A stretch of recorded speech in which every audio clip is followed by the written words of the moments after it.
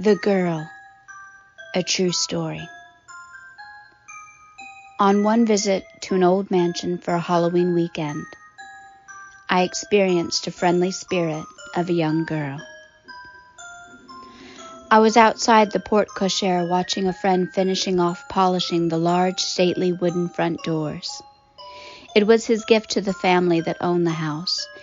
He often would perform a small handyman task to show his appreciation and great love of the house. He's also tried to learn all he can about the house and property.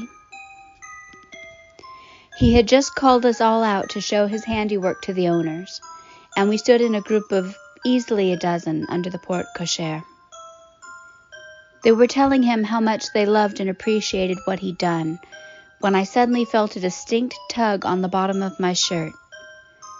I smiled and looked down, expecting to see my friend's young daughter, but there was no one there. It was definitely a child, I felt. I even felt a child's energy around me. But the 3 children on the property at that time were all in the back playing on the swing, and the owner's large dog was visibly seated near the door. There was no one and nothing around me that it could have been. My second encounter with the girl came during Hurricane Sandy in 2012. I was in the house going around with a friend checking for leaks and making sure windows were closed. It was pretty uneventful until we got to the 3rd floor. As we walked into the large attic room at one end of the house, we both heard the unmistakable voice of a small girl saying something excitedly the way children do. I couldn't make out what she said besides what sounded like the word, play. My friend took off running out of the room, and I caught up to her by the stairs.